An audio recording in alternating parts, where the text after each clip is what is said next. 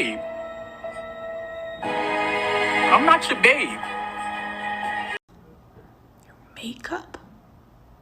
You know, I'm not gonna lie, I've seen a lot of videos from women that I don't agree with, and some of them I just plain don't understand. Your video, though, has to be the very first time I've ever seen a woman proclaim that men need to be paying for their makeup. Huh? Okay, well, if this is the case, then do we get to start paying for men's body wash? Their deodorant? How about their toothpaste? Every time they need a new toothbrush? Or is that not our job? It honestly took me longer than I would like to admit to figure out why makeup. But then I realized that for some reason, women still think that men care the most about looks. You're probably thinking to yourself, oh, well, if he wants me to look this good, he has to pay for it. Well, Becky, little are you realizing that he likes you the most with sweatpants and no makeup on. If you keep going down this road, you're gonna find a man just as superficial as you, and he will break your heart. And this is absolute crap. What happened to real men? Government welfare incentivizes mothers to be single. Single mothers cannot raise masculine men. Calling it a pre-date, calling it a zero date, in my opinion, is just a sign that they're emotionally unavailable. Ma'am, it's a coffee date.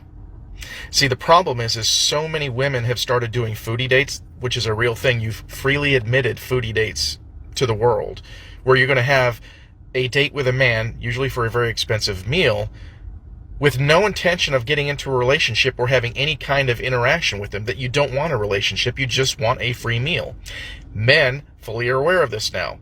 So, we've responded. It's not an extra step, it's still a date. It's just a coffee date, because we're going to sit there and we're going to find out if you have any interest in this at all. We're going to talk about politics, finances, religion, social activities, things like that. And if there is actually mutual chemistry and attraction, then you get an actual real dinner date. Blame your sisters for this with the foodie dates, ma'am. Don't be disingenuous. Honest, baby. I just came here to fuck. So she's saying that selling drugs is socially acceptable, but stripping isn't. Yeah, I know. So, first of all, selling drugs is not socially acceptable. The majority of men that are doing it are usually desperate, and they don't actually want to have to do it. And also, when they make enough money to get them out of the predicament they found themselves in, they usually stop. Not even rappers say they wanted to sell drugs, they all say they had to sell drugs. I've never been in a conversation where people were like, oh, that's awesome, you used to sell drugs? So what are you talking about? Although both stripping and selling drugs is a choice, one of them is a career for the average stripper, and the other one is simply a job to keep you above water. Most of these women are stripping for the same reason they have an OnlyFans, because they're trying to make the most money while having the least amount of accountability. They know they can make a bunch of money by just shaking their ass and their cooter around without actually having to have any real responsibility. They can freely express their promiscuous side while getting paid for it. Now, don't get me wrong. A decent number of guys, including myself, do not care if you used to be a stripper. Don't think for a fact that we'll respect you if you choose to pick it as a career. Not to say that you're not respected on a human level, but you're definitely not respected on the level of a spouse. Especially when I know I can probably get someone that's as attractive or even more attractive than you that doesn't feel the need to do all the things you're doing. Stripping isn't a choice made out of desperation. It is a choice made out of opportunity. Stop trying to justify the bad decisions women make on a daily basis and comparing scenarios that don't even require the same mindset to act on. What you're saying doesn't make any sense, and it's not even true. This is the perfect example of someone seeking power over actual truth. Because they're not saying things that are real, they are saying things that sound right, even if it's obviously wrong. So get out of that chair, go into your bathroom, look in the mirror, and humble yourself. And if you can, stay woke. Men don't recognize emotional abuse as actual abuse. Many of them will be... The reason men don't recognize emotional abuse as actual abuse is because we get emotionally abused all the time, and absolutely no one cares about it when we try talking up about it. Hell, many men don't recognize emotional abuse as actual abuse simply due to the main fact that men basically have our feelings tainted and treated like crap all the time.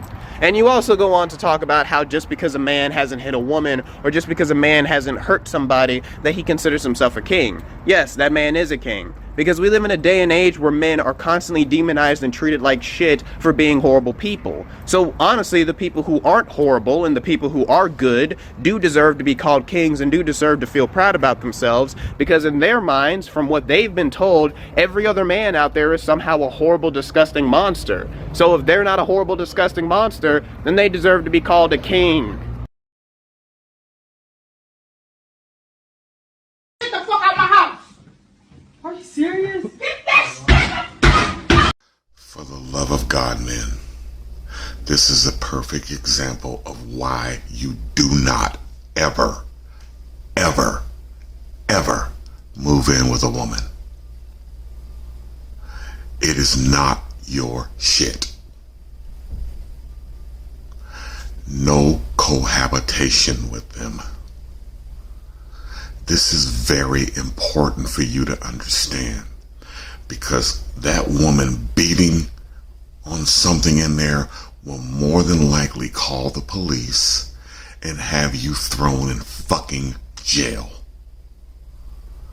You're going to lose half to all of your possessions. It is not worth it anymore. You have to make smarter decisions, men. It is very important that you start listening. This is not a fucking joke. Your livelihood is at stake. You have to do better, guys. If you must cohabitate with a woman, you better fucking have at least $5,000 in a savings account that you will never touch until the day comes when it's time for you to leave. The day will come and you need to have a place to go, whether it's just a hotel for the night until you can re-up and get you a motherfucking apartment or something. But until then, do not fucking do it. I ain't playing with y'all, man. We are out here trying to save y'all ass from some real fucked up shit. Y'all think it's a joke because y'all just want a piece of pussy. Don't fucking do it. She gon' fuck anyway, whether it's in the back of your car, in a bathroom, in a fucking porta potty, it don't matter. She gon' smash anyway if she with you. Yeah, in the woods, it don't matter. Babies get fucking born all over the fucking place. They popping them like it's fucking rainwater around this motherfucker. But your most important thing to remember is when you start accumulating your wealth, you need to fucking keep it to yourself. That right there will get you thrown in jail quicker than a motherfucker. Don't fall for it. Do better. Make better decisions. Please, we're asking you. Guys, we're begging you out here. Do better.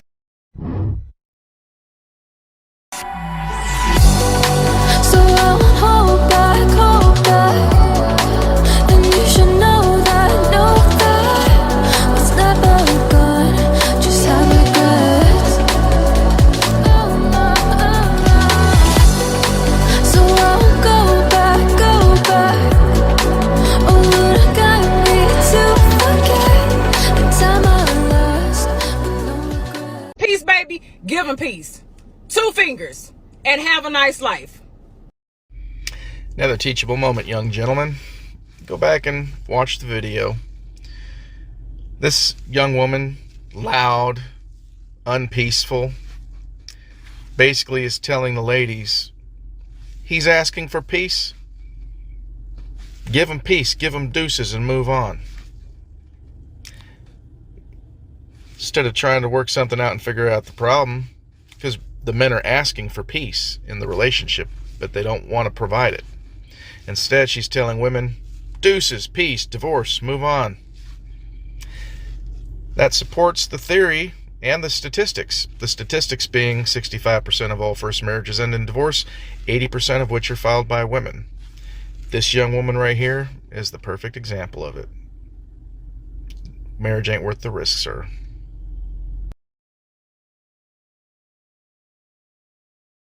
Every time I go to the doctor, they tell me what I shouldn't be doing and what I should be doing and what I won't do and what I can't do. And I politely go out the door and do whatever the fuck I want to do. And I'm gonna do that until they throw dirt on top of me.